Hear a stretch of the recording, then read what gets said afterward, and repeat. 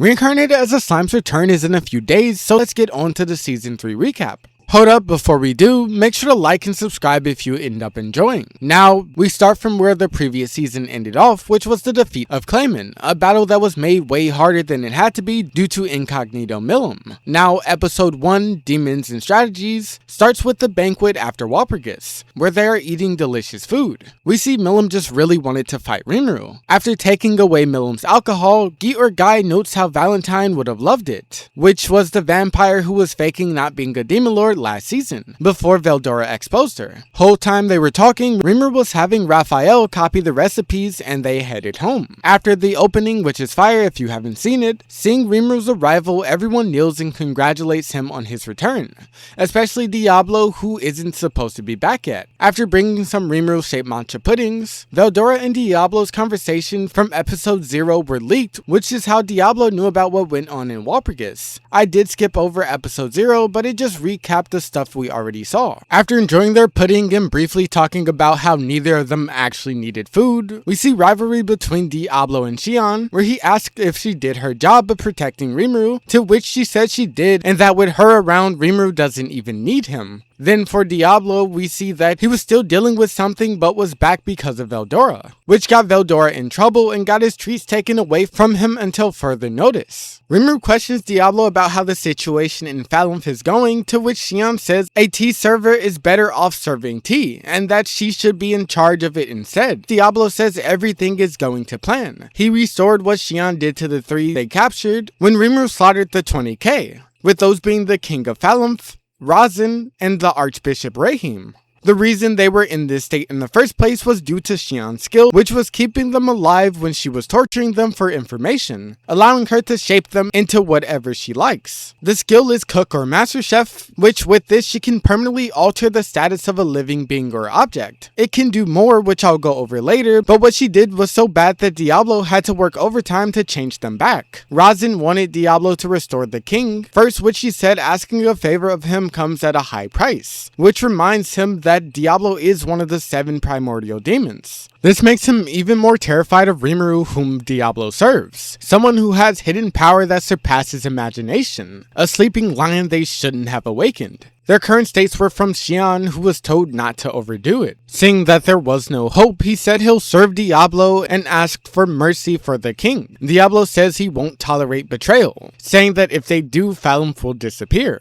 leading to them all swearing their loyalty, and with the use of Diablo's skill Tempter, he could ensure that they wouldn't even betray him, since Tempter will automatically seize their soul if it detects any rebellious actions or they die. Yom questions if everything is alright, to which Diablo tells him not to worry and that this will be easy. Upon coming back, Razin explains the situation, starting with the fact that he took over Shogo's body and rescued the king. They were asking a bunch of questions, but Razin explains that their fight woke up Veldora, who made everyone disappear, saying that his revival was bound to happen someday and that they were all that was left. This is where Yom and everyone else makes an entrance. Razin explains that Yom's group is why they made it out, with Rahim's explanation to back them up. He confirmed Veldora's awakening had to do with it and that Rimuru convinced Veldora to not destroy everything. They were confused on how Rimuru was able to communicate with Veldora and thought that Rimuru was just calling himself the leader of Jorah rather than actually holding the title. They explained that Rimuru is good and actually wants to work with humans, but this guy just starts yapping, saying Yom was just a commoner and could just serve as a mediator. To which he said since they pissed Rimuru off by sending other warders to attack and declared war, which led to the death of his friends, there was almost no chance of negotiating a fair deal. Now everything this Carlos guy was saying was just pissing Diablo off. Yom and Razin noticed this, so they tried to remediate the situation, telling the guy to calm down and strike a deal, but this guy had no chill, leading to him being frozen by Razin. Now seeing that they have no choice and Diablo making his entrance by healing the king, he gives them their options, which was to keep fighting, the king gives up the throne and they pay reparations, or they surrender and become a vassal state of Tempest, giving them a week to decide. Diablo warned them to give their answer and not try anything stupid. What they had to pay was 10,000 stellar coins, which was equivalent to $1 trillion in Japan. He knows that they don't want to continue the war as they lost 20,000 people and wouldn't want to surrender to Tempest, so the only decision was to have the king renounce the throne and them pay saying which is what they want, so they can make Yom the new leader, saying that if things were to go south, he'll handle it himself. Starting the next episode, the Harley Quinn Alliance learns of Clayman's death, where they each take the blame saying it's their fault, with Lapis explaining how he beat Valentine, saying it's because he fought him when vampires are at their weakest, the new moon,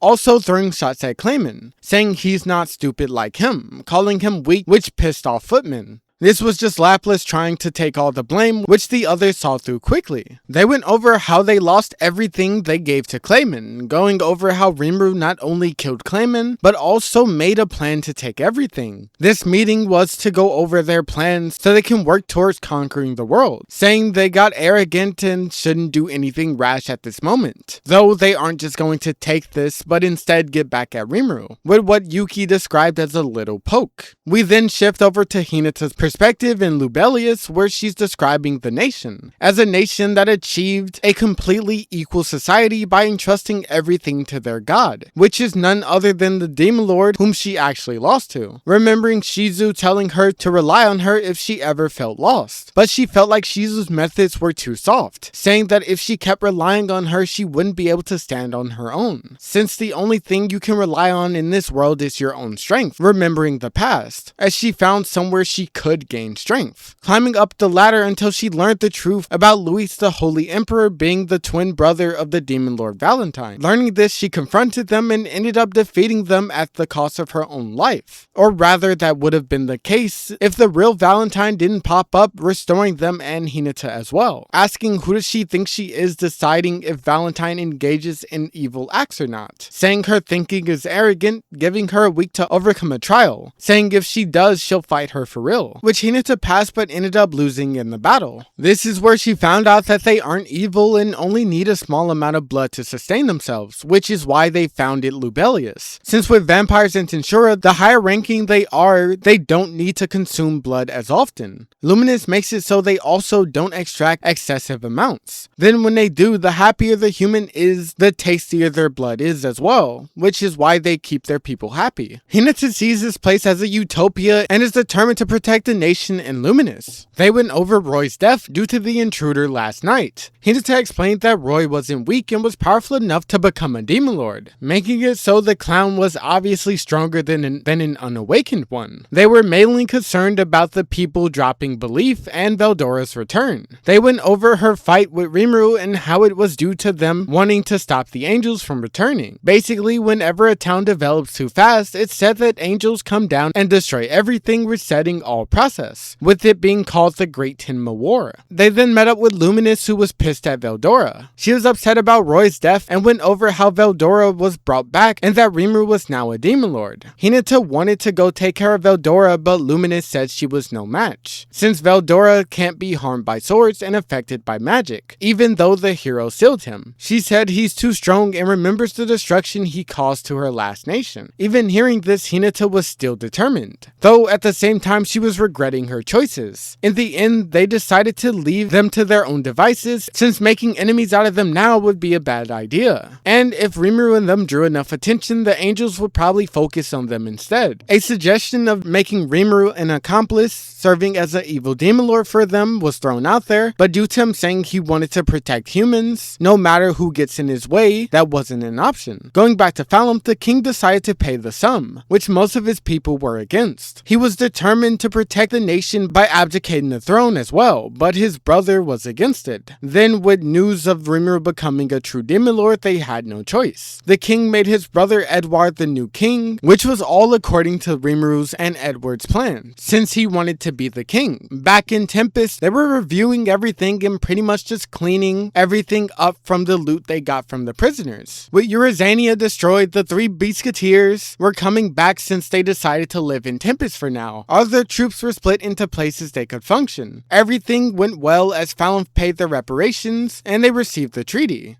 moving Ed Maris to where Yom's group is currently situated in the countryside, so he would be close enough for them to protect him, in case the new king tried to kill him. This was all going to plan since this would lead to a conflict due to Yom protecting him. Diablo wanted to get in on the action, but Rimuru told him nah and to lay low for now. Instead, he would send others with him to fight. After telling Xian she should learn a thing or two from Diablo, Diablo brought up that the Western Holy Church was trying to make contact with Rahim. The church wanted to learn more about what had happened. To not cause any suspicion that Rahim is under their control, they decided to allow him to go give an account of what happened. Rimuru decided to record a message that Rahim would bring with him. After this, Gapta busted in with all of the refugees from Eurazania. They prepared jobs and houses for everyone. Gabimaru came with a message from Milim asking Rimuru to teach her chefs everything there is to know about cooking, since her chefs don't know how to cook. After some time with everyone fitting in, Geld was having issues with getting the prisoners to work and understand, since unlike the orcs, they can't use thought communication. Some of them didn't like being ordered around, and others can't yield much even if they have the drive. The main problem was, unlike the orcs, they were vastly behind, slowing down the process in general, which reminded Rimuru of his past life before this during drinks. The next day, merchants arrived in Tempest because of few saying the place is safe. The elves also declared their relationships with Tempest, basically telling Rimuru to hurry and build the highway. The main issue with the highway was that it would have to pass through the Kusha Mountains, which is home to a warrior race named the Tengu. They're supposedly strong enough to make even Freya not want to mess with them. This led to Benimaru suggesting that he go talk to them instead of Rimuru because they wouldn't be as wary. Shuna then brought up that Benimaru and Albus have been close lately. The next day, Hakuro brought up that in the land they claim from Clayman, the Dark Elves showed the will to obey them, with them actually saying that this stave used to be the home of the elves, meaning Clayman's wealth most likely came from their kingdom. Since there might be more relics there, Rimuru decided to keep it a secret until he goes there himself. The next meeting is just about them celebrating Rimuru becoming a demon lord, and he made an announcement that he decided to rule over the entire forest of Jura, since up to now he only ruled over a decent portion of which belonged to the Dryads, to which they all look concerned, since those over the river would only see a new demon lord as a headache. Also, with this, anyone who wants to step foot in the forest in general would have to answer to him. Some people came looking for resources in the forest, which would now need permission, and those who already live there would need to come and greet him, or they'll be seen as rebels. Due to how many tribes would come and see him, he decided to host a big festival, which would serve as a public debut. Starting the next episode, Soei surveyed and dispatched a A-rank monster that was in the forest. This led him to realize that the forest is dangerous for normal people, leading to them thinking of ways to deal with it, which led to Vesta suggesting they use an anti-magical barrier over the highway since they finally finished the invention. It's a prototype for a fully automatic magic generator that can produce a barrier. They worked hard on this because they couldn't help during the barrier situation. Due to how dense magicules are in Tempest, they made it so the barrier could make use of it. This barrier not only keeps monsters out, but also can be used to lower the density of magicules in the area, making it so normal people won't have a hard time when visiting. They use magic crystals along with the rune Rimuru made that efficiently uses magicules to be able to run the barrier. Anti-magical barrier isn't the only thing it could cast, since it can cast other types of magic due to the magical formula on the bottom. They set them up evenly across the road and would have people check on them to make sure they're working. Hearing that magicules won't be a problem with this new invention, Veldora wondered if he can release all the magicules he's built up since coming back to life, in which Rimuru quickly rejected since doing that would most likely kill almost everyone in Tempest. He wondered how Rimuru was okay, to which he said he just shoves it all in his stomach, since evolving and gaining Beelzebub increased his stomach's capacity by a lot. Diablo explained that for someone like Veldora, who has a ton of magicules, containing his aura completely takes a large toll on him. Even Benimaru and the others who have a lot less magicules are constantly leaking out a bit. Rimuru was concerned that him releasing it would also spawn insanely strong monsters, maybe even on the level of Cherbis. Rimuru said he'll figure out a way to solve this issue, so he just needs a little bit of time. After all the reports, Rimuru gave Geld the construction plans for Milim's castle. He was nervous of failing, but with Rimuru reassuring him and Kaijin offering to help, he wanted to take the job. Xian was a bit jealous, but Diablo went on to explain his plan. For yours and my sake, I'll just summarize this. Yom was currently training, and Edward, the former king's brother, is making plans behind the scenes. Diablo figured it would take them around 7 months, but they were moving a lot faster, which is fine, because Benimaru's team was ready to go at any time. There was one problem, which was Rahim was still missing. They sent him to the capital with Rimuru's message. He's not dead, but they just can't check on him due to Lubelius being too dangerous to enter. They figured that Hinata's attack and the attack that was launched at Tempest was most likely linked. Rimuru wondered if Hinata chose to attack him of her own free will, since he figured she wouldn't follow anyone's orders other than their god Luminous, leading to him believing that she's being led on, all leading to one mastermind who's manipulating things behind the scenes. Raphael explained that everything was most likely linked and it most likely had multiple masterminds behind it. This all happened because the destruction of Tempest was a common goal. They were getting in Clayman's way, such as when they killed the Orc Disaster, who also wanted to use them to gain souls from Phalanth. Phalanth wanted them gone since they were taking their trade routes, and Hinata couldn't ignore monsters, especially after she heard that Rimuru killed her teacher. Seeing that there's more to this, they instead chose to play it safe and investigate more,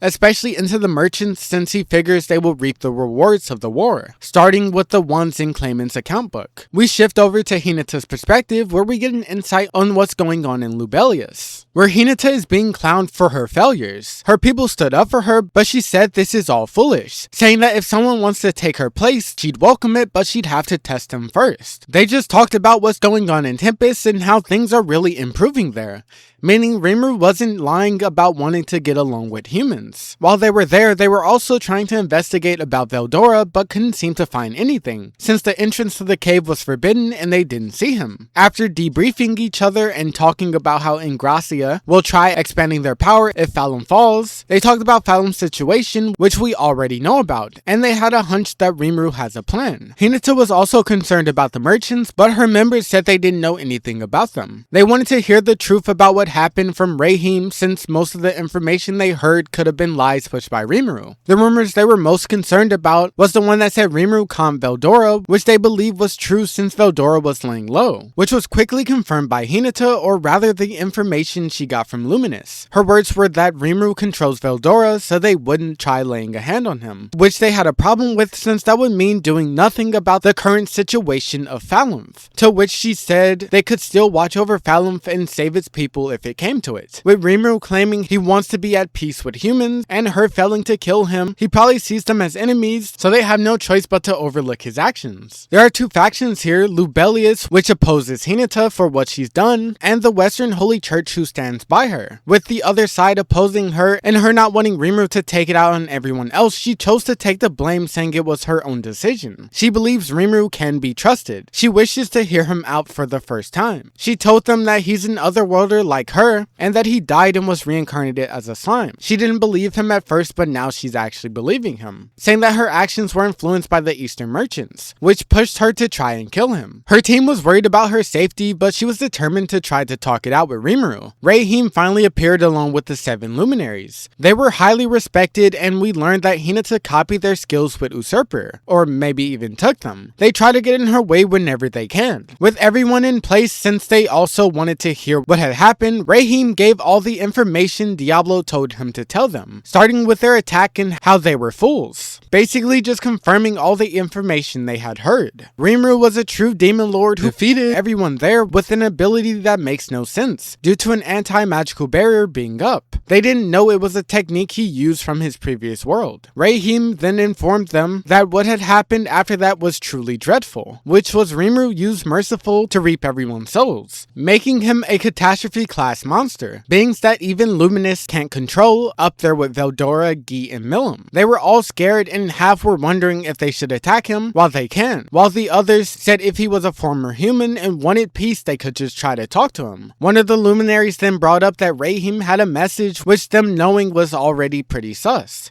It was the message Rimuru recorded for her, but it was obviously altered. It said he wanted to 1v1 Hinata.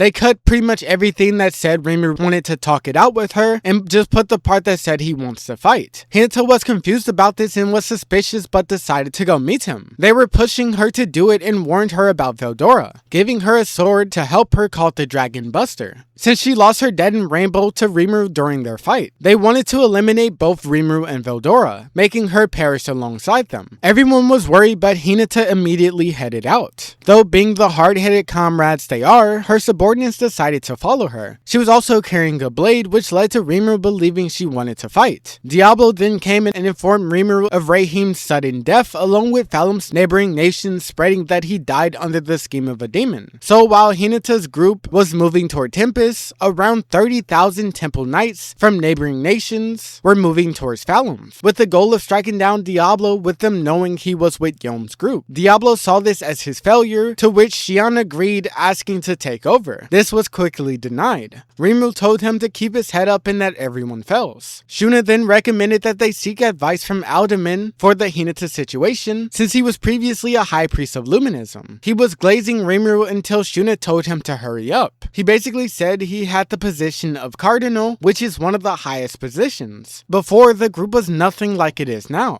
It started off with just the Temple Knights, who were a missionary group trying to spread the good word of Luminism, protecting its believers from monsters. It wasn't until friction started to grow in the group's relationships with foreign nations that a division that worked directly under the Holy Emperor was made. The Master Rooks, which is a group that can give orders to even the Temple Knights, since they all believed in Luminism and resided in Lubelius. Then after that, the Western Holy Church had acquired the Crusaders, which are an elite group from the Temple Knights. They're also referred to as the Holy Knights since they can use holy magic or weaponry. This grew their influence even more, to which she said had to do with the 7 days clergy. These elders are second only to the Holy Emperor. With their influence and the other factors, the church was falling deeper and deeper into depravity day by day, and they even trapped him. The one who reverted this failure is Hinata, who changed them around completely, turning them into the strongest Knights Corps. With her help, Lubelius acquired both the Master Rooks and the Crusaders. Rimuru was warned about the 10 Great Saints, which is Hinata's group, a strong group of enlightened humans who were handpicked by Luminous. They were close in power to Demon Lord Seeds. Not including Hinata, 6 of them were from the Crusaders, while the other 3 were from the Master Rooks, which is the group that opposes Hinata. After telling Alderman to go away and glazing Veldora into doing nothing, they assigned their troops and laid out their plans, with Diablo saying he'll find the culprit. The Crusaders were now on their way with around 100 troops to back up Hinata. It would take them around 2 weeks for both them and Hinata to arrive. With the console of Raphael, Rimuru decided they wouldn't kill any Holy Knights in case Hinata really wanted to talk it out. Xian said her group would be the best for this because they gained the complete memory skill, which makes it so as long as their soul isn't killed, they retain all their memories, allowing them to be resurrected even if their body or spiritual body dies. This also lets them be immune to mind control, and with self-regeneration, they could heal their bodies, making them practically unkillable for most people. These are the same troops that died during Rimuru's evolution, so while they were weak, they could buy enough time, and Benimaru's Kurenai would be backing them up. Since Diablo, Ranga, Hakuro, and Gabiru would be focused on Thalamth, he would need Benimaru, Xian, and Soe to handle the Crusaders coming along with Hinata, since he would be fighting her. Everyone else wanted part of the action, including the Beastketeers. With this, everyone had who they were fighting.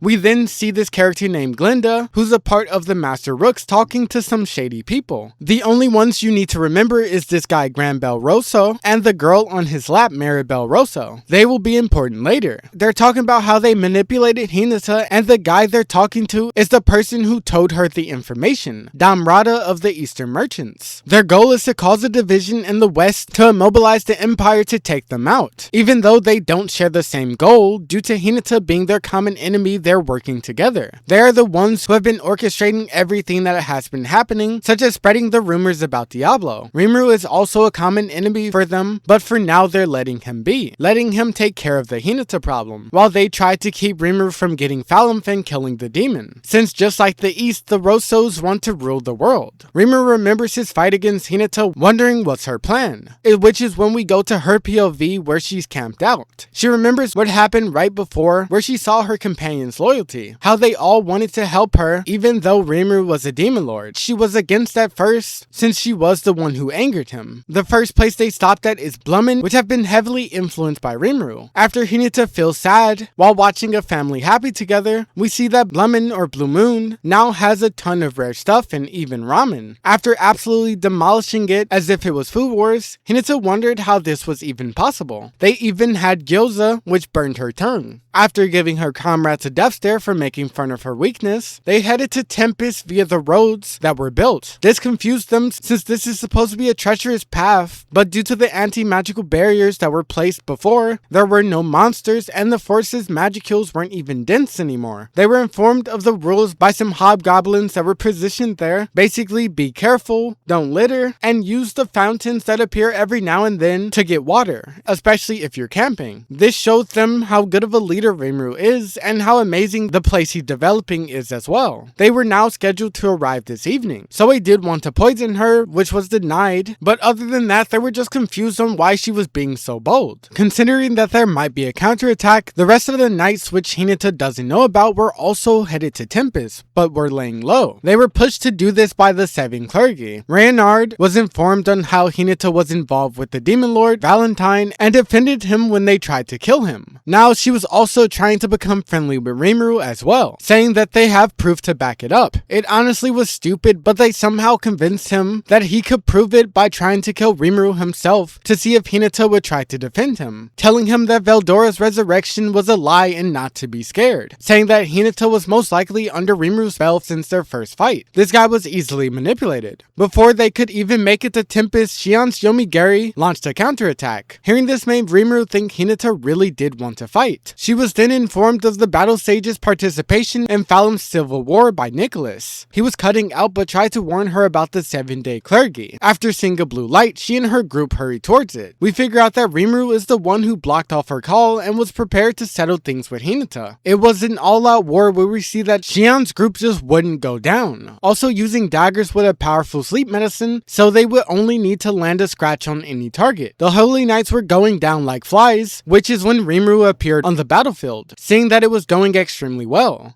We then shift over to Shion where she's telling Gabwa and Gabzo to join in since victory was within their grasp. Gabzo tried to say isn't that disobeying Rimuru's order, but everyone falls to menacing threats, especially being forced to eat Shion's food. I gotta say, Gabzo actually impressed me with his moves. I didn't know he got this strong, but with their teamwork, the Holy Knights were light work. This is when Hinata finally appears on the battlefield, seeing an all-out war between Tempest and the Crusaders where they were losing hard, seeing Leonard and Guard leading them. She then saw Rimuru, the Biscuiteers, Soe, and Benimaru, to which she said them being Oni, their power puts them on the level of regional gods. Assuming that Rimuru did really want to fight her, due to the even numbers, it was finally time. Before this, Shion headed out to battle after believing she was receiving a compliment from Rimuru, who said this wasn't the plan. With this, they were face to face. Starting the next episode, we then see Luminous admiring the body of a girl in a special box.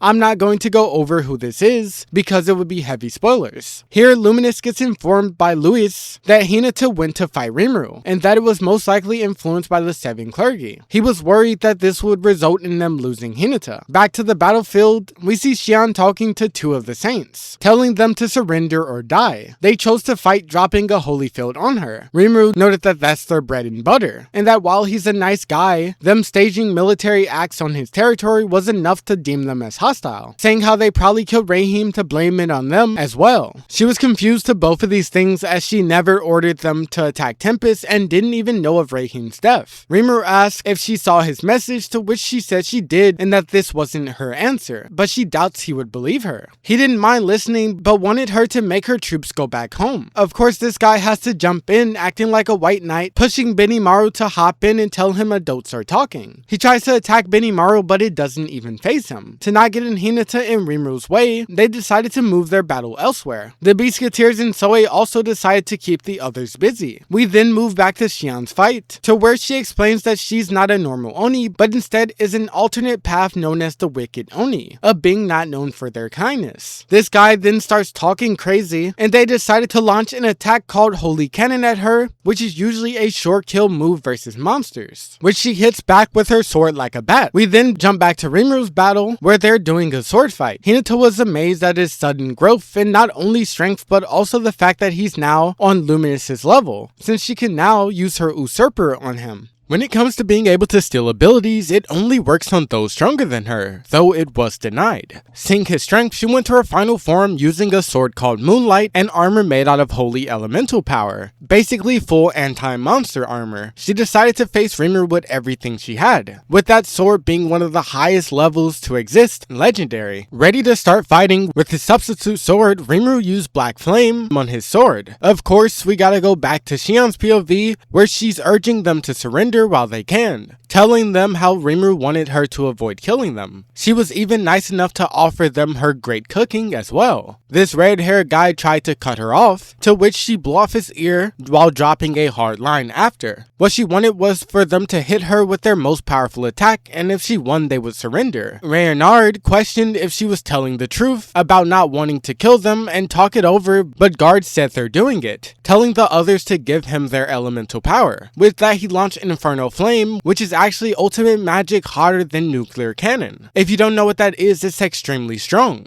Xian activated multi-layer barrier, magic sense, and all-seeing eye, going on to cut the magic in half with her unique skill Master Chef, which not only lets her see the optimal action she should take, but also with one of its actives, certain outcomes, she's able to alter the laws of the world similar to an ultimate skill. With this, she can permanently alter the status of a living being or object. It does more, but that's the important part for this scene.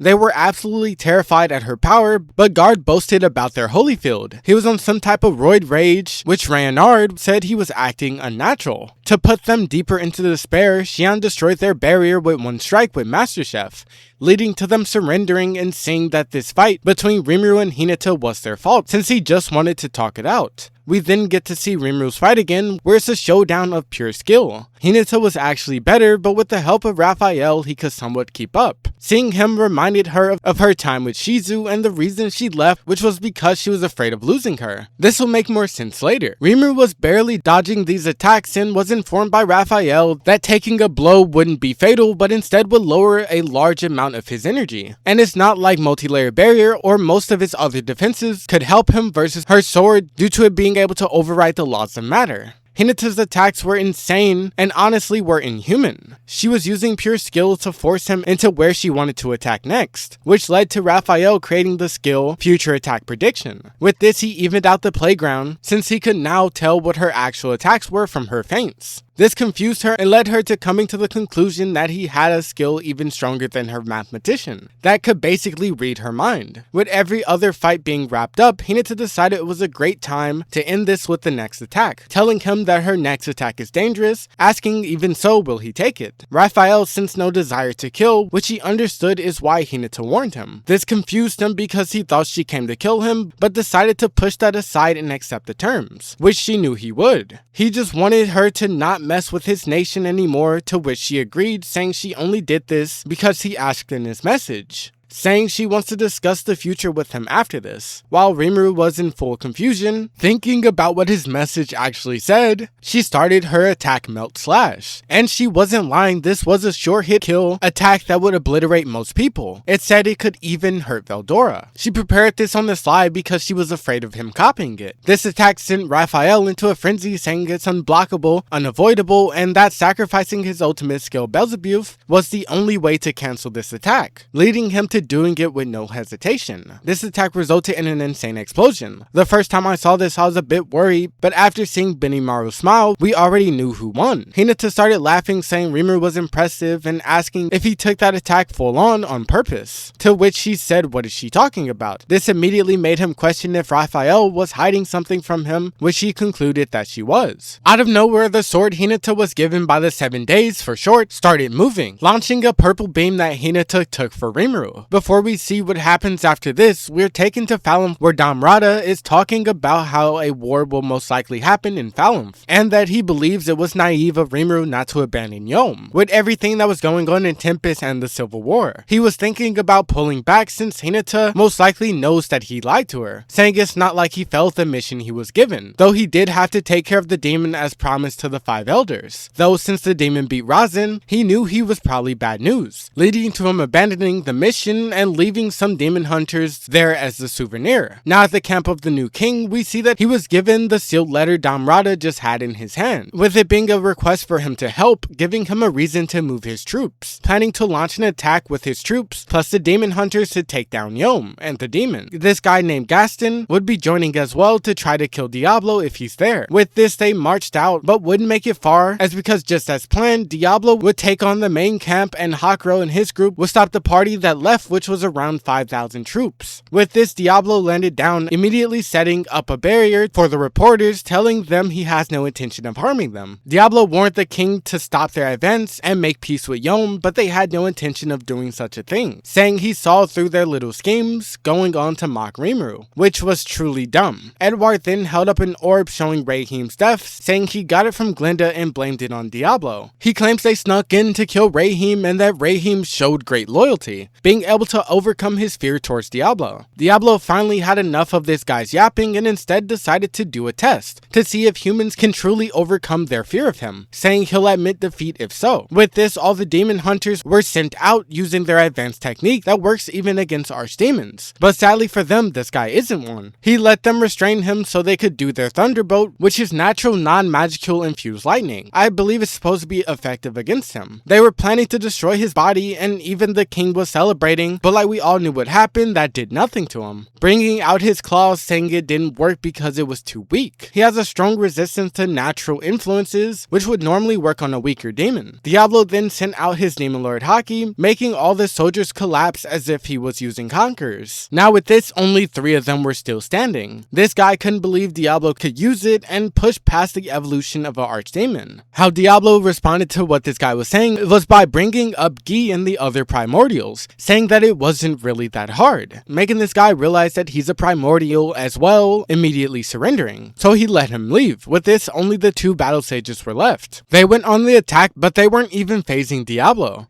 Just hearing that he evolved into a demon peer, these guys finally knew it was over for them. Glinda, for some reason, after hearing this, thought throwing a knife at him would do something. She started talking big too, saying he wasn't all that, just to hear physical attacks don't work on him. Sare then powered up and went in, landing a nasty attack that was from his unique weapon Demon Slayer, though it did nothing. He then called out for Glinda to buy him enough time so he could use holy magic, but she was already running away. He thought he could buy time until Gregory, the guy he sent out, would come back, but Ranga already destroyed him, not even giving Gapta and the others a chance to do anything, causing those who were still awake to flee. Sari tried pulling out everything he had, such as him using a short attack with his aura, but Diablo could dissemble it before it even hit him, making it so the guy had no chance. No matter how he attacked, the result was the same. He then grew some common sense and figured out that the 7 clergy were the ones who actually killed Rahim due to Diablo not trying to defeat him, and Hinata's warning, which is when 3 of them would pop out to try to help him, launching an insane fire attack to try to eliminate the reporters and any evidence that was left behind. We then go back to Rimuru, who went to check on Hinata trying to heal her wound, which didn't work because her body was special. She has a high level of magic resistance that dissembles magic kills, making their effects ineffective. This guy said only healing magic could heal her, but once they tried, the 7 clergy bound them with holy magic, saying they came to punish Hinata for disobeying their orders. Rimuru then told them that he's not going to let Hinata die.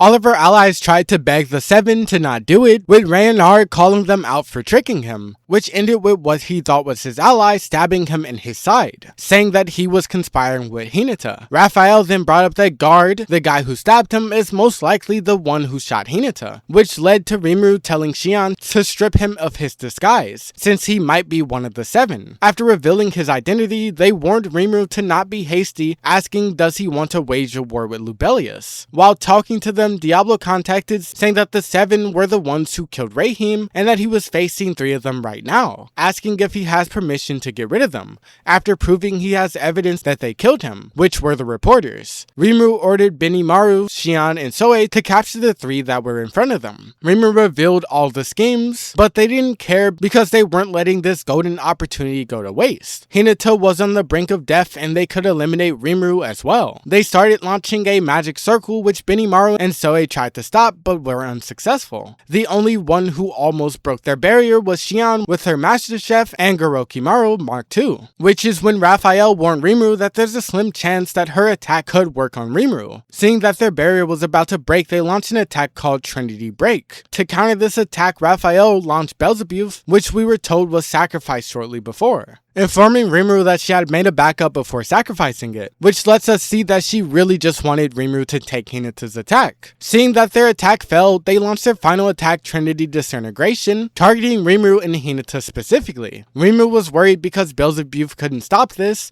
but Raphael suggested he just use Uriel's absolute defense. This made Rimuru notice that they could have just used this instead of sacrificing his skill, saying he and Raphael would have to have a talk after this. Everyone was worried and the three were celebrating, but Rimuru was unscathed. They were saying how no creature in this world could withstand a direct blast of disintegration, since disintegration destroys all matter down to the soul. With this, everyone was freed and Rimuru's group was ready to launch a counterattack. But right when this happened, a door appeared. Coming out of it was Luminous and Lewis. We then go to Diablo's POV, where after assuring that the reporters he saved knew that the three were trying to kill them and would spread the truth, he said he'd protect everyone except Edward since he mocked Rimuru. He was going to kill him but decided to let him live as long as he makes Yom his successor, which he immediately did. The three tried to use Trinity Break on Diablo, but not only did it not work, but he also activated his domain expansion, Despair Time, crushing the three elders into nothing. What this unique skill does is materialize a virtual world, dragging his target's conscience inside of it. He then can use Reality Exchange to directly affect the real world and make any damage that happened there happen for real, which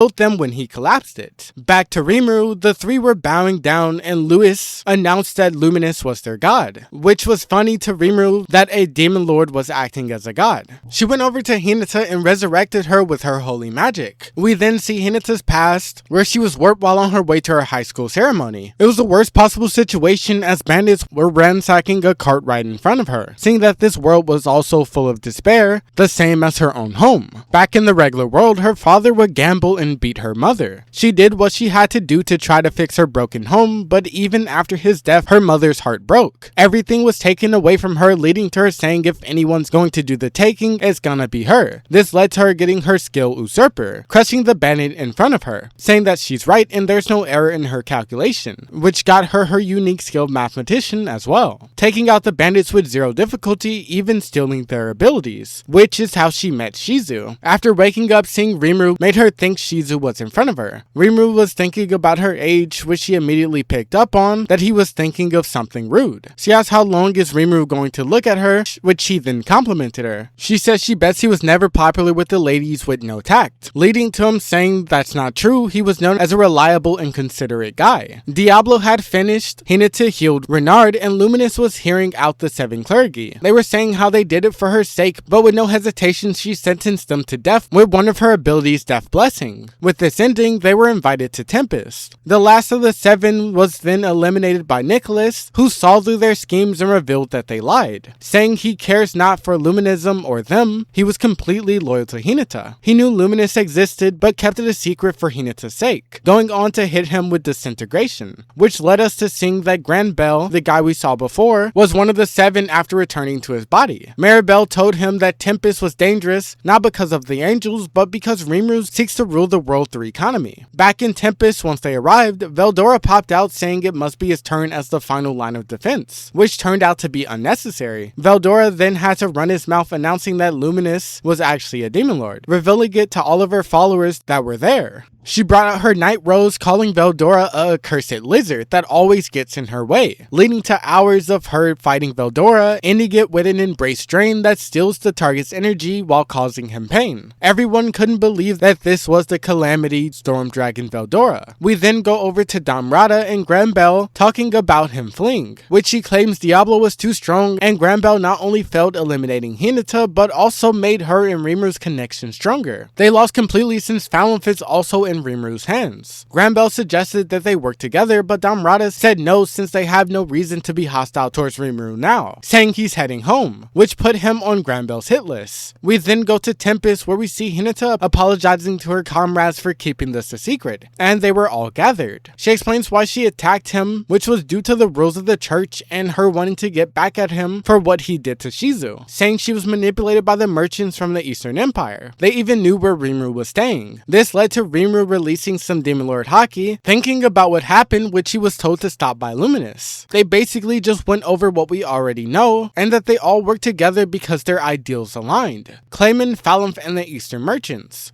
which led to Rimuru wondering if the 7 days were involved. Luminous was mad at first at the claim, but Louis said it was possible due to them not receiving energy from her that was keeping them alive for hundreds of years since they are human, eliminating others like they tried to eliminate Hinata, hoping to ensure she would never get any other favorites. Here it was revealed that Granbell was the hero of light. Luminous was surprised that he was taken by surprise and beaten. Rimuru then said he was glad because he would have suspected Yuki, since out of everyone he's the most suspicious. Hinata then told him that they shouldn't rule him out. It is too early to assume that the headmaster had been caught. Rimuru was ready to accept Hinata's apology, but Luminous says she wanted to make things right, since this incident was their fault, making sure to give Veldora a mean glare while saying they can make a deal later. Rimuru then proposed that they officially recognize Tempest and form diplomatic relationships with them. Luminous agreed, and Rimuru was ready to even offer up Veldora for this exchange. What was offered was a treaty and diplomatic relationships for 100 years.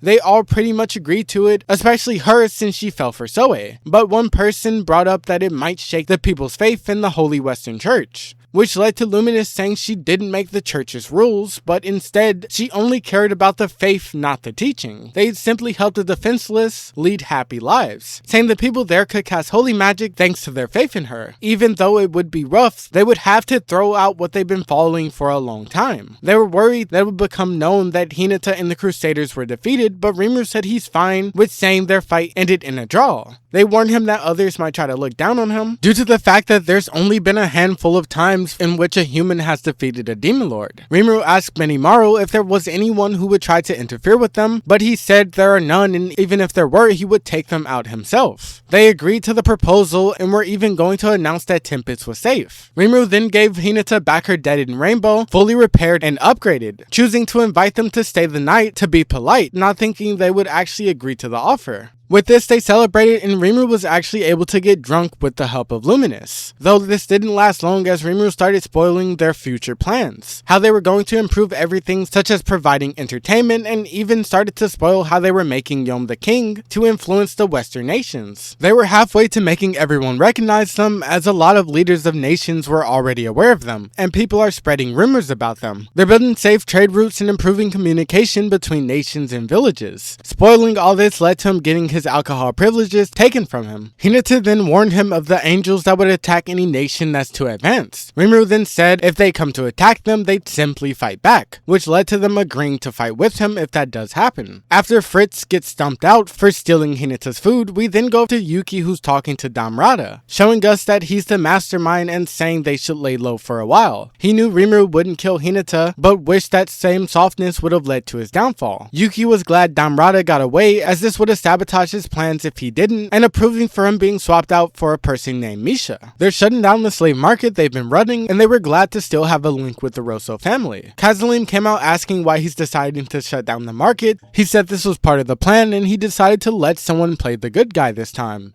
With this finished, it was finally time for Tempest's Founders Festival, which had everyone busy, since they'd all be doing their own projects. Gabimaru and Vesta would be talking about the history of healing potions. It was mainly to gather more collaborators, so of course they would keep all the crucial information a trade secret. Xian was planning something ominous, and Veldora would be doing a teppanyaki booth. For Shuna, she was having a problem with her project, so she asked Rimuru to take her to Ingracia. In Ingracia, they met up with an otherworlder named Yoshida, who was a patissier. They wanted him to come to Tempest since they needed his skills. It was hard for him since a ton of people had helped him out. So definitely not falling for Shuna a bit, he said he might consider it if she shows her skills. After eating her food, he agreed to move to Tempest. Rimuru said he had to think about his project, which led him to Myrmire. Before arriving, he was talking to a guy who wanted him to invest in a slave business, saying he wouldn't be paying them. He's planning to target an elf, which Myrmire knew he had to get this guy to go away, especially since it's illegal if the elf has citizenship, which is when Rimuru busted in. The guy was pissed at Rimuru and started saying some wild stuff, which pissed off Myrmire, allowing him to get rid of the guy. After talking about their fast food joint, which he was having Myrmire work on, and asking him to borrow 5 of his best workers to help Veldora, we see why he agrees to almost anything Rimuru requests. It's due to the fact that without Rimuru saving him in the past, he would have died. Seeing that Rimuru trusts him, he wants to help him as much as possible. They were talking about how Rimuru wanted as many people as possible to come to Tempest, and he wanted to turn them into repeat visitors, which is when Masayuki the hero was brought up, as they were talking about fighting tournaments and operas being popular in Ingracia. Myrmire was a big fan of him and wouldn't stop yapping about him. Rimuru was planning to open an opera and asked if he could arrange a tournament in Tempest if he built an arena, which led to Rimuru mentioning that he plans to build a giant coliseum that could hold up to 50,000 people, which sounded absurd. Myrmire saw this as a golden opportunity immediately, even though Rimuru came up with this on the fly. After buttering him up a bit, Myrmire was locked into the job.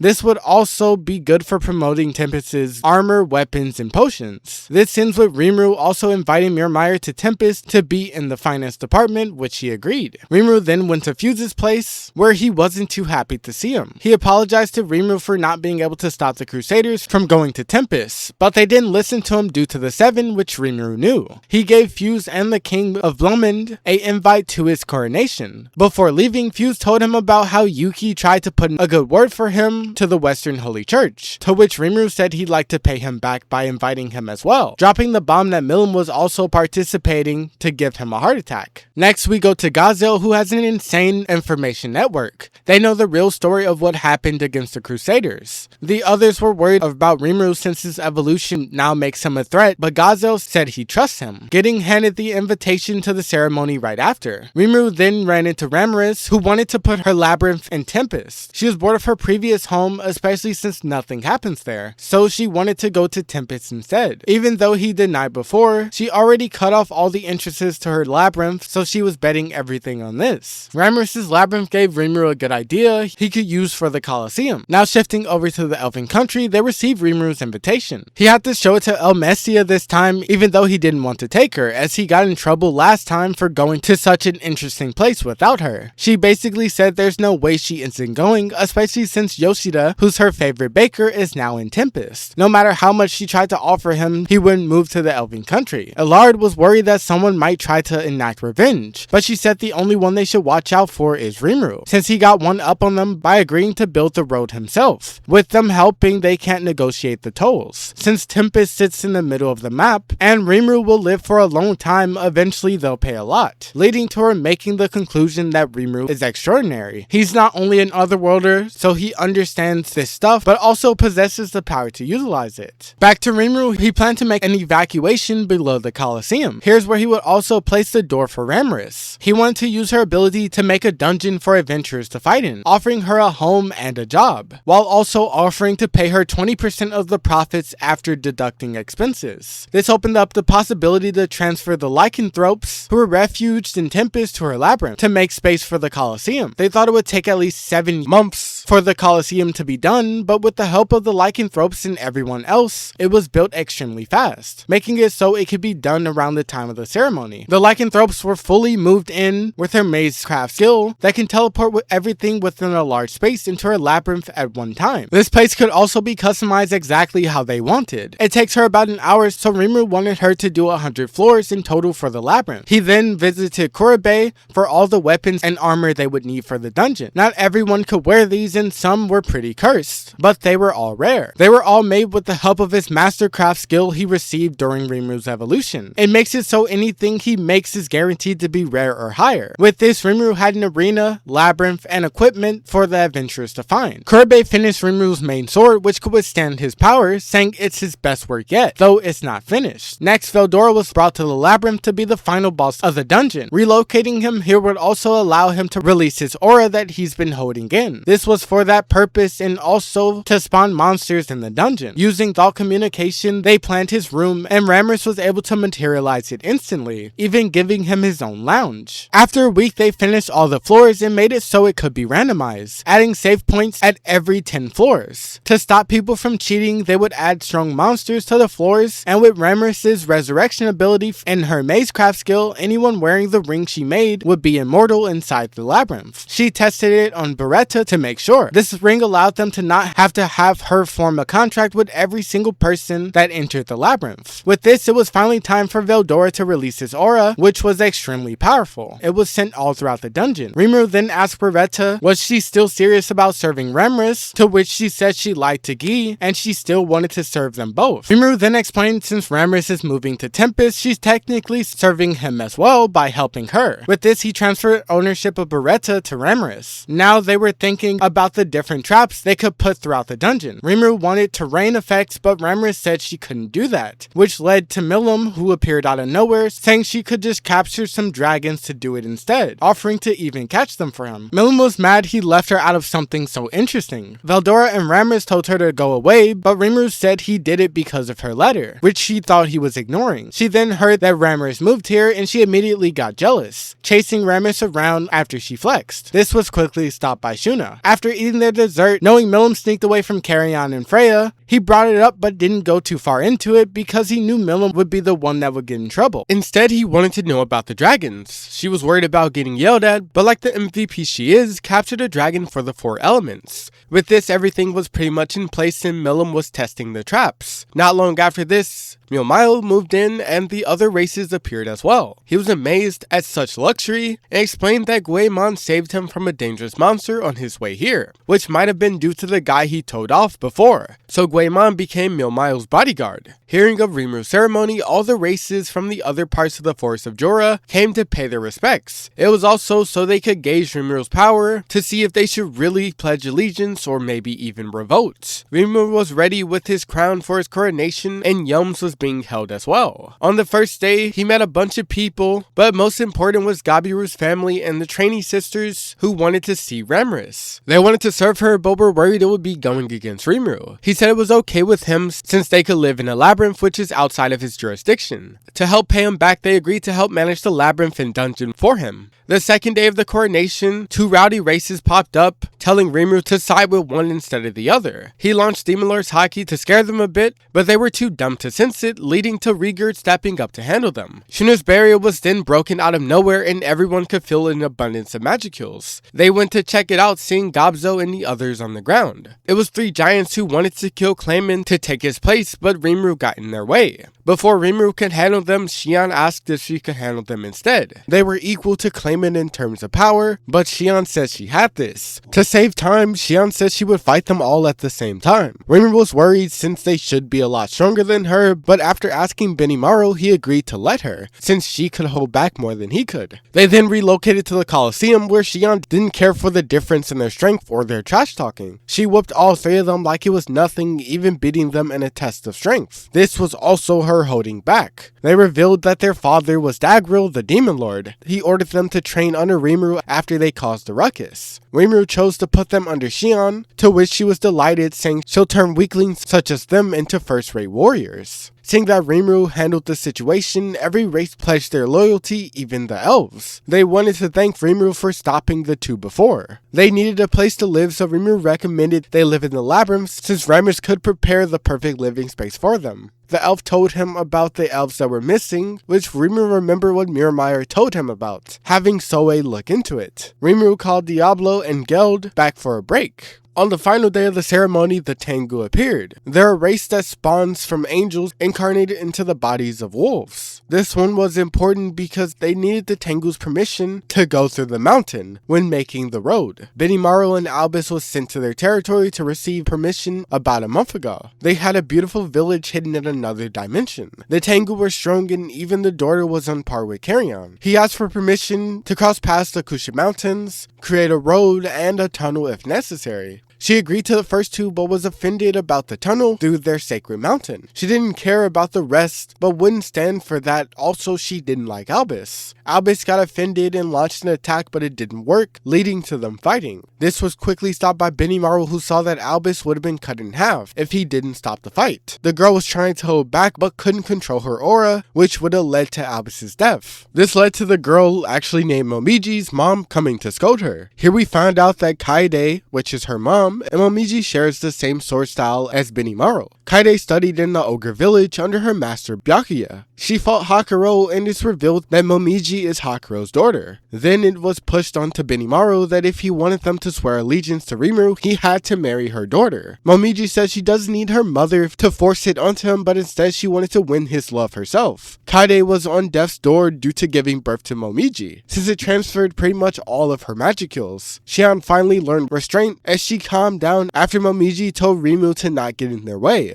We find out the reason she was so tense is due to Rimuru being friends with Freya. This makes them suspect that he just wanted their land. After taking a quick time out to discuss, they were then informed that Freya wanted them to serve her to take over the elven nation Thalion, since it's a high-rise city on top of a large sacred tree, and Freya liked high places. They were struggling due to Freya now joining with Carrion and Milim, since they were in a three-way standoff before, which right before Benimaru arrived, they were discussing what to do. Carrion being a part of Milim's group with Freya is why they were so wary of Albus. Rimuru told them that due to the capital they're building for Freya, she most likely didn't care about them or Thalion anymore, clearing up the misunderstanding. After coming to an agreement, a letter was given from Momiji's mom, Kaede, which they said was for Rimuru, but it actually turned out to be for Hakuro, as it talked about their child. Rimuru's letter was under it. Hakuro read the letter saying it's just like her. He decided to train his daughter with the final goal being to win Benimaru's heart. Albus also decided to try to become his wife as well. Rimuru said he must have a hard time being popular with the ladies, to which Gabta said doesn't he have the same problem as well, as it panned to Shion, Shuna, and Diablo for some reason, who said he only has eyes for Rimuru.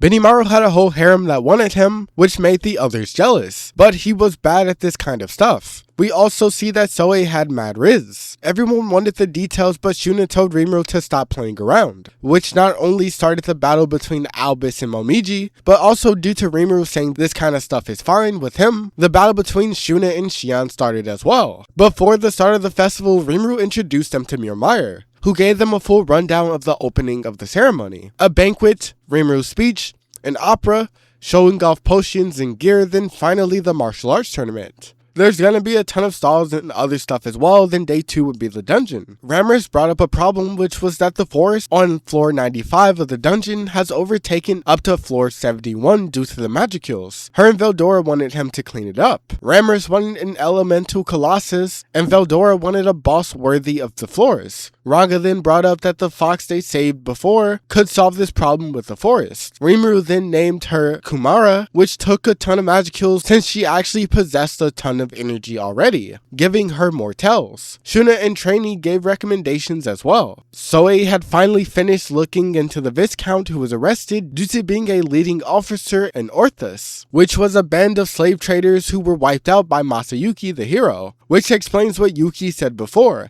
about letting him take the glory. We see how Masayuki was summoned while walking across the street and seeing a blue-haired girl who caught his attention. One look away and he was already transported, running into a girl in trouble not long after. Due to trying to defend her, he got the skill Chosen One. It let him acquire the language, gave him Hero's Haki, which overwhelms others, and basically he's the king of Tensura. It gives him insane luck, pushing everything in his favor, guides his allies, buffs their damage, and turns defeated enemies into allies. With this, he turned the thug into a subordinate without even doing anything. This same thing happened to the rest of his party. He charmed them one by one with his actions. Yuki told him his skill is rare and told about how Masayuki became a hero in less than a year, reaching A rank as well. Yuki wanted him to take down the market, which is funny since Yuki was one of the people running it. This is what he meant by letting him take the glory. He explained that they were in the kingdom of Bellaccia. Masayuki didn't want to do it, but due to his allies he agreed. After being greeted when he made it there, Masayuki happened to come across them exactly when they were doing what he was investigating. This indeed was his skilled chosen one manipulating everything, since even the guard that was supposed to be watching the hall had disappeared. The guy grabbed a dagger and stabbed his ally, claiming that it was Masayuki who did it, calling his guards who were wiped out by his allies.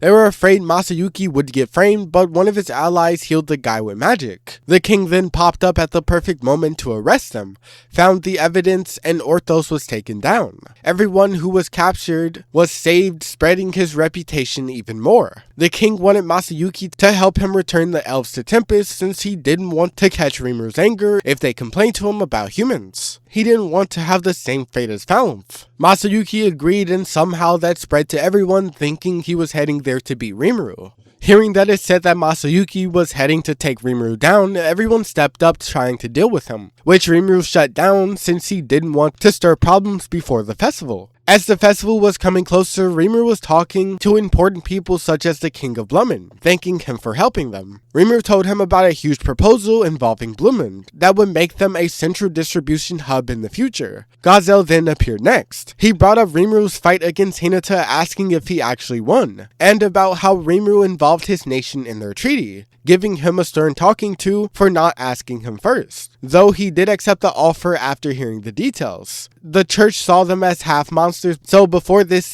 was never an option. Yom was next and informed how he became a king. Since everything in Falumph was now settled, Mulan became his wife and Grucius was made the head of the Knights Corps, though he still considered himself a part of Carrion's army. Former King Edmaris' son Edgar was crowned prince, and Yom's attendant to try to make him a great king. He was worried about how Yom was talking to Rimuru. Since Yom became the king, Rimuru decided to forgive the reparations, growing Yom's reputation even more, since he'll be known as a king who haggled even a demon lord. Rimuru then went to Ingracia, talking about everything that happened so far. They both talked about how Hinata doesn't listen, and Rimuru asked if Yuki was coming to Tempest, which he said he would. Rimuru was then introduced to Kigali. He said his passion is exploring old ruins and was away, which is why Rimuru hasn't met him. They then explained how the ruins' rights work. It can be managed by a guild or nation, but depending on its location, they can't claim it. The summer ruins were managed by the Free Guild, but due to being close to Dagril's domain, they were scared to claim the land. Rimuru mentioned the ruins he got from claiming, and that rather than exploiting its riches, he wanted to know about the people who lived there. If you look at the expressions they make, you could see their true feelings, but he agreed to let Kigali check out the ruins sometime. Him and Yuki then went to see his and Shizu's students. They were angry that he hasn't come to see them for a long time, but were happy to see him. Rimuru invited them all to his nation, and they all ran to get ready. They also invited Tis, who he felt was the only person he could leave the kids with, even though she wasn't sure she could teach them much more. He then instantly teleported them to Tempest and gave them tickets to do anything they want, since he could only meet them at night. The ticket had a limit of 100 gold,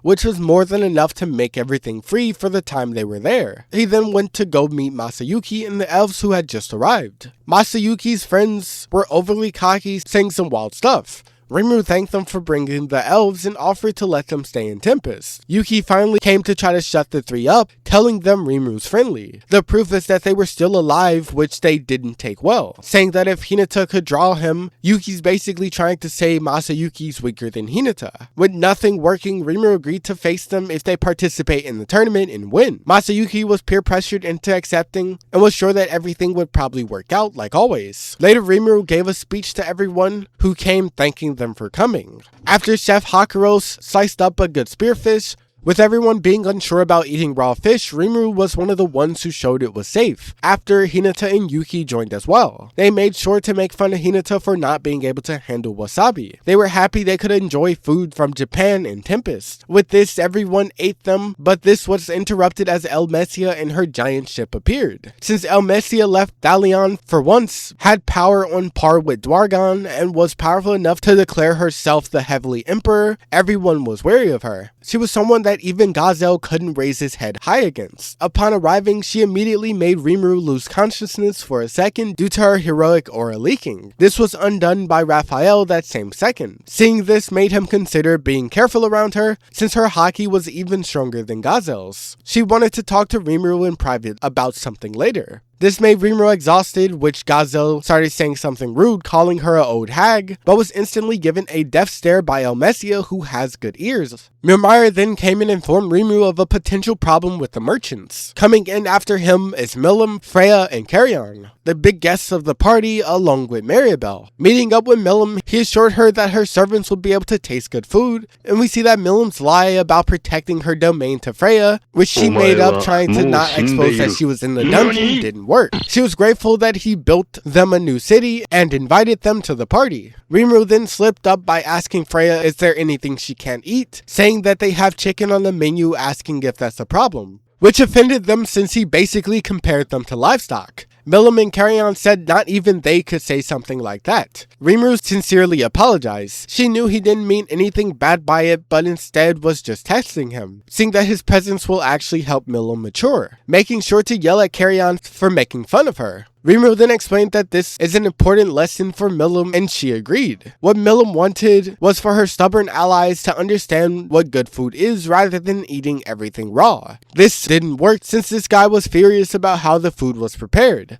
saying he won't allow Milim to be involved in such a custom.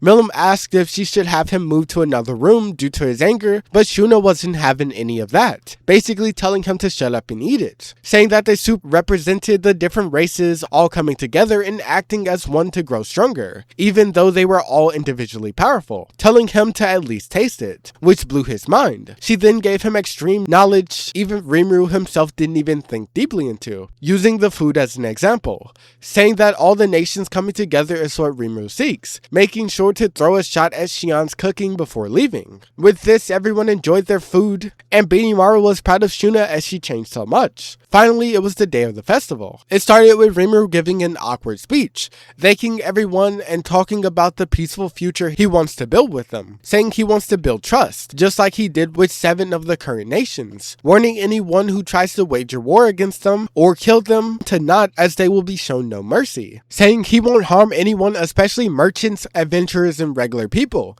inviting them to even live here since he needs more workers, telling them about free speech and expression, but with responsibility for your actions. After that, everyone was surprised that Rimuru was the king of Tempest. Tis was so surprised that she passed out, leaving the students without a supervisor, which is when Hinata came in asking what's wrong. Rimuru introduced them to Hinata, and King couldn't believe this old hag tied him. Rimuru told them that Hinata was also one of Shizu's students, like them, leaving them amazed, realizing who she was. She ended up agreeing to babysit them, which Rimuru was surprised. In exchange for babysitting them, she needed Rimuru to babysit Luminous. The day then started with the opera, where we heard nice music, then Shuna and Shion's beautiful piece that had everyone in awe. Next was Vesta and Gabiru's event about potions. They showed that potions can recover swords as well, since they do have wills, mainly due to them being used regularly by their owner. Basically, they showed that potions work on plants and pretty much anything with magicules, revealing that Hippocte plants are the same as regular plants, but are just mutated due to the influence of highly dense magicules. This meant, rather than being a rare plant that grows, they're a regular plant that just mutates. This discovery was huge, and they said he probably shouldn't have revealed such a thing here. Valdoristan was doing well too, and the kids were having fun. Hinata informed Rimuru that Luminous's knights were looking for him. Luminous wanted to be able to trade with Rimuru's nation. What she wanted was a cultural exchange since she was impressed today. She wanted Tempest to inspire her people, so she would send them here on another day, offering a skill to him in exchange, which is the Faith and Grace skill, allowing those faithful to him to harness some of his power. This would potentially allow his subordinates to use holy magic. Luminous warned him of some people that were disagreeable that came to Tempest. He said he knew of 2 of them, which she said was good as long as he kept his wits about him. He then met up with Hinata and Yuki to eat and talk about food. Hinata showed interest in how magicules worked, since only a few healing magics actually work on her, while some don't. Yuki said he's also affected by magic heals as well, which she said it must have affected him when jumping worlds since he hasn't grown at all. They were surprised that Rimuru allowed them to announce such a thing, but he didn't even know what they were gonna say, since he wants them to be independent. We then go to the meeting room where Rimuru brings up a huge problem.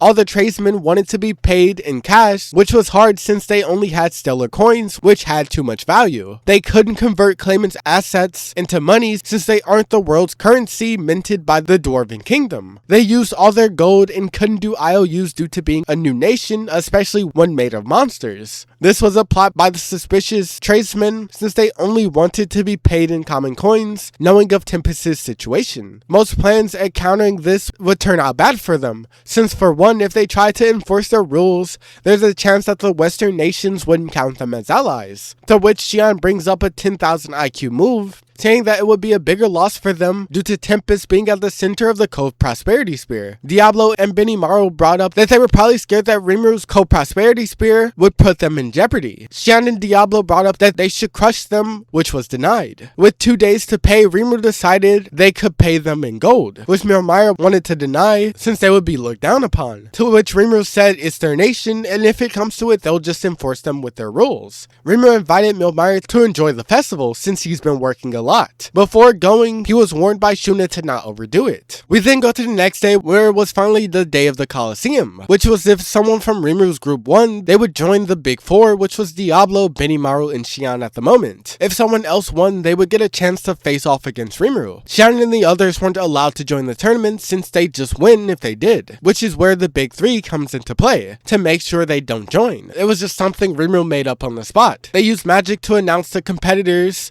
starting with Masayuki, which they couldn't gauge his strength. Jinrai was the second, who was the reason why they couldn't since he took down all the other qualifiers. The third was Guy or Gay, the flowing swordsman. Boyix and Equix were 4th and 5th. Carrion was 6th in disguise. Gapta was 7th, and last was Geld. After hearing a speech from Rimuru, we saw that Masayuki was against his own friend, which was probably due to his chosen one skill, leaving Rimuru unable to gauge his strength since his friend gave up. Bofix and Equix were first, having an absolutely insane battle that looked like it could go either way, until Boyix absolutely cooked Equix. Jinrai forfeited his match to let Masayuki win. Then for Guy and Gapta, Guy announced that he wanted to fight Rimuru, almost causing Diablo to go vote him. He was doing fast attacks versus Gapta, but he could block almost all of it. Even the ones he couldn't block, his armor was able to tank. He was mostly running and evading. He didn't have much motivation until Rimuru told him he would give him the latest fishing rod he always wanted if he won, causing Gapta to lock in and summon Ranga, who dog-walked him, one-shotting him by coming out. Geld versus Carrion was an insane battle of strength where they were going blow for blow. Carrion was impressed that Geld could take these attacks. He wondered why Geld wasn't using any skills, but he said it was because Carrion was keeping his identity a secret, which led to Carrion saying he couldn't show him his beast form but could show him some good moves, absolutely one-shotting Geld with his lion cannon fist.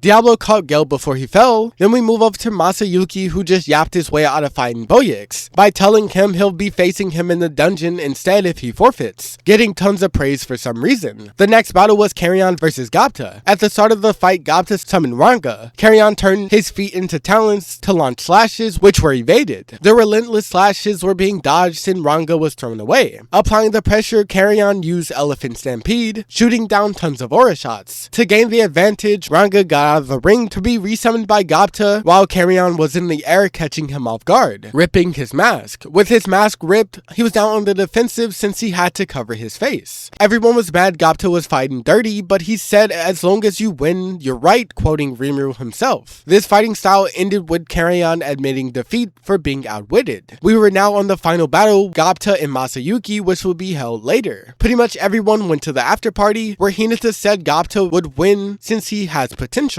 though Rimuru couldn't believe in Gapta. Raphael was going to say something but chose not to. King Gazel then showed up to help them with their situation. He gathered them around 1,500 gold coins. The coins were manufactured in his nation, so it makes sense on why he could get so many and why they hit him up. This wasn't enough to pay the merchant, so El Messia, who showed up, offered to make up the difference. Rimuru wanted to decline, but she said she wasn't going to take no for an answer. Gazel wanted to know what she was aiming for, to which she said his father mother was much more free-willing. In exchange for helping, she wanted Rimuru to promise to invite her to all future events, since she couldn't forgive them for planning something this fun behind her back. With this, their problem was solved since she had a pocket change of around 1,000 gold coins, offering to bring them even more if they needed it. They exchanged stellar coins for this trade. When Diablo talked, Elmesia instantly looked at him with a dark look on her face. She said that even if Tempest didn't have enough gold coins, someone would have probably swooped in to help them to gain a favor, creating the problem to alleviate it, which is an insane scheme. They mentioned that there were rumors of a committee that controls the Western nations from the shadows. Speaking of shadows, Soe popped up saying if there's a suspicious person, he thoroughly examined and exposed their backgrounds. Elmesia said she could barely even sense him. She wanted to ask Rimuru a question while emitting her hero's haki. She was considering enacting a new pact, but wanted to know how he planned to deal with Diablo, saying he's a primal one. Rimuru didn't understand, but what she really wanted to know is if Diablo ran amok, would Rimuru take responsibility, which he said he'd stop him if such a thing happened, to which she was delighted to hear. Gazelle said he would help Rimuru if he needed it, and Elmesia said if Rimuru himself ever became an enemy of mankind, she would exercise him with all force to stop him, establishing friendly relationships with Tempest, offering for her or Gazelle to confer with him, telling him to not let himself go out of control. They wanted Rimuru to ask them before doing something big like this. The final thing was that Elmesia wanted him to introduce her to Yoshida, which he agreed. Now it was time for the final battle, where Masayuki was insanely scared. He could only think about how he could yap his way out of this like he did before. Getting intimidated by Masayuki, who was genuinely sitting there scared, Gapta decided to pull out a special move. In the last fight, he gained the unique skill Summon Demon Wolf, which was caused by Ranga forcing himself into the summon, allowing them to fuse. This absolutely terrified Masayuki. With this, Gapta could fully utilize Ranga's skills, though Rimuru still couldn't believe in him, think he's Gapta after all. They decided to go on the offensive, but ended up knocking themselves out since they couldn't control their power, pissing off everyone there, especially Milim, who offered to train them. Masayuki finally woke up from being passed out, seeing that he won. Knowing that this would make him fight Rimuru, he decided to surrender, saying that this shows him that it's too early for him to fight Rimuru due to his inability to keep up with their attack. With the use of Chosen One, the audience made up their own fantasies, saying he gave Rimuru a reprieve. Raphael then told Rimuru how it's most likely due to a unique skill, and that it's manipulating the audience. Rimuru then told Soe to tell Masayuki he wanted to talk with him, and this ended with Gapta becoming part of the Big Four. Rimuru then gave out awards. Gapta and Ranga were taken by Milim for training inside the labyrinth, where even if they die they'll come back, rest in peace, and Rimuru went to talk to Masayuki later. They introduced themselves with their actual names. He gave Masayuki good food, and after, Masayuki decided he wanted to be Rimuru's servant. He didn't really care for being a hero and wanted to stop. He even told Rimuru about his skill Chosen One, saying he was scared of Gapta's form and asking what he should do about Bovix, who he promised to fight. They decided he would pretend to tackle it, and even if he tried for real, it would take him at least 7 days to get there. Rimuru wanted him to help promote the dungeon, so he would help them by giving hints, giving him a goal of at least reaching 4-5. Rimuru told him, like he said before, he could stay as long as he wanted in Tempest since Masayuki liked it there. There were plans for tons more entertainment, and he was told there's even manga, making him say that he'll follow Rimuru forever. With this, it was finally time for the dungeon to open. One group were chumps boasting about their power, Aaron's group, Masayuki's group who was given a map of the dungeon, and finally Guy, who popped up again for some reason, being incredibly rude towards Rimuru. How they would do the dungeon is they would project everything with magic, and then the dryads would serve as dungeon managers. Everyone was given a resurrection bracelet that would resurrect you from the dead. Guy didn't believe it, so he wanted Myrmire to showcase it, running in after him and frantically slashing him, trying to make sure he felt as much pain as possible. Though it was fine since the bracelet also had a pain reducing effect. This angered Rimuru, but with this started the dungeon. This group was stuck in a loop and ended up falling through a trapdoor that Ramrus added without permission, basically giving free skips to lower floors with them. Ellen's group were pathing everything out, especially with the help of Ramrus, who informed her of all the locations of the traps and treasure chests for giving her some cake. With the treasure chests being showcased, they informed everyone there that there are different rarity chests around as well as bosses. These chests, especially the gold ones, would give rare equipment and up. Masayuki's group was already on floor 4, using the trapdoors to move down, which was what Rimuru was worried about.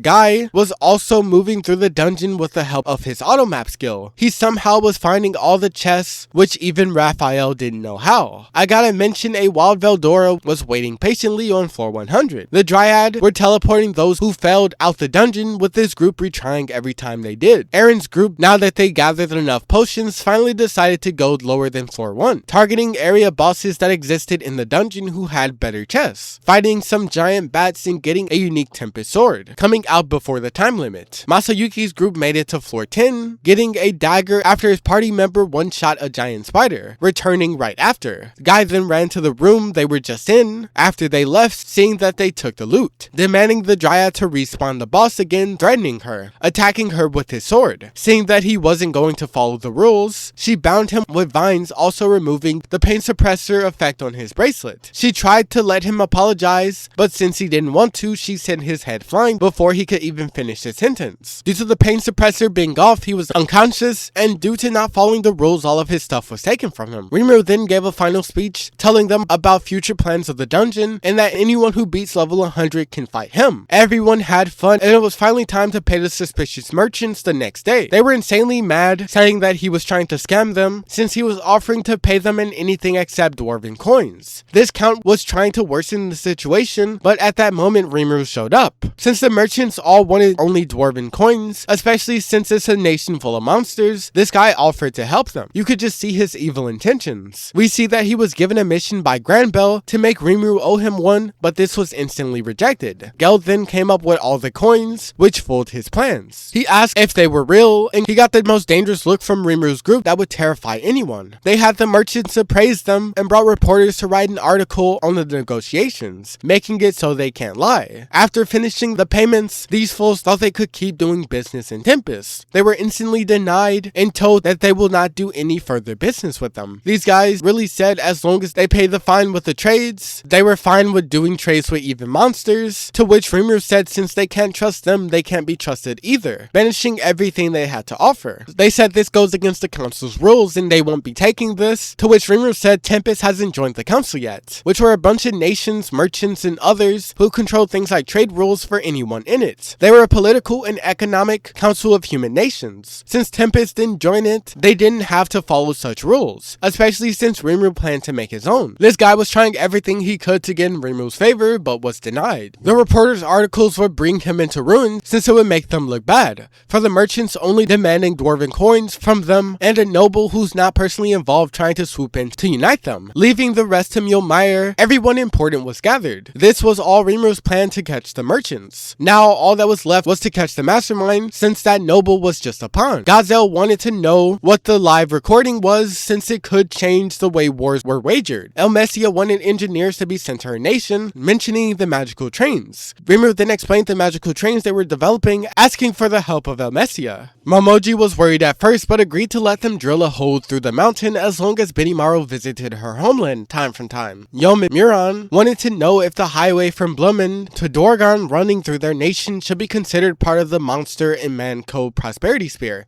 to which Rimuru agreed since that summed up their ideals. Everything was going great in Falum with the help of Diablo, and they were ready to trade agriculture as planned, with the magic trains being the core of everything, shortening a week of transportation to less than 3 hours. Fuse and the other representative from Blummen wanted to know if Rimuru wanted them to oversee what every nation was lacking and make necessary arrangements since the plan is for a hub to be put there, to which Rimuru agreed. The last person who wanted to say something was Veldora, who complained that they spent their time making the floors of the labyrinth, but no one would be getting to floor 100 anytime soon. They reassured him that eventually someone will, especially since it was a hit and Mjolnir was thinking about having the guild manage a bounty system for clearing the labyrinth, mainly for advertisement effect, but also because they could save money since the guild already has a membership system. This would also benefit the guild since eventually they'll run out of monsters to hunt as Rimuru's nation grows larger. This would let them get money and various materials on a regular basis. Hinata then wanted to say something, which was while the dungeon could sharpen your skills, growing used to not dying will drop your awareness of lethality. Basically, you'll forget that you can actually die and are in danger outside the dungeon, saying that the church will send some high-ranking priests who actually know holy magic. They can perform divine miracles that can even restore lost body parts. This was a huge deal. She mainly did it because she was worried that people would lose their skills and lore that was passed down for ages. If most people spent their time in the dungeon, even the priests wouldn't gain enough experience. so she wanted them to hone their skills there. She said he could even possibly learn holy magic if he takes the deal. Raphael then reported that being able to observe sacred magic would be very effective for learning the secrets of the faith and favor skill, leading to Rimuru choosing to accept. She also wanted paladins to try conquering the dungeon as well for their training, which excited Veldora, though his secret identity was exposed. Yuki then asked if they opened a new branch, could Rimuru provide them with a building for it due to Miramaya's suggestion, which Rimuru agreed. The last thing he wanted to bring up was about the Eastern merchants. We then see that Maribel wanted to destroy Tempest and was following Rimuru throughout the festival. This final talk was important since every nation said how they had nothing to do with the Eastern merchants. Any that did, such as Fallon or Lubelius, had cut ties with them, doing no further business because of their deeds. Hinata explained how the night of Walpurgis, someone snuck into Lubelius. She happened to chase him away, but was actually supposed to meet Damrata, the Eastern merchant, which would have stopped her from doing such a thing. Almost everyone was in agreement to watch out for them and cut them off, except the guild. When it was Yuki's turn to answer, he messed up. He said they can't just cut off all trades with them since there are those who are conducting regular business. This ended the festival and settled for Rimuru that the he Clayman was talking about was indeed Yuki. Everything lined up. He was one of the few people that knew Rimuru and Shizu's relationship. Clayman also had public relationships with the Eastern merchants. It was most likely the Harley Quinn alliance disguised as merchants who approached Clayman and Aldemond, making them believe the two groups are related. Yuki easily admitted his connection to the Eastern merchants, though he couldn't deny it since their paper is from the Eastern Empire. The plan was not only to eliminate Rimuru, but also the Western Holy Church, which was in the way of the Eastern merchants, to expand their influence on the Western nations. Which is why they tried to make Rimuru and Hinata fight, even with everything they know, since Rimuru had no evidence he could impress Yuki. There was also the fact that he had a bit of doubt, which was proven unlikely by Raphael. They decided to just make preparations, which are the Monster and Manco Prosperity Spear, to face those who try to get in the way of their ideals. With this, everyone was headed home, and we were left with a cliffhanger saying Tempest would receive a letter a month later from the Council of the West. If you made it to the end and enjoyed, like and subscribe, especially if you want to see more recaps of animes. Or are just excited to see me go over the new season of Tensura or even ReZero when it comes out.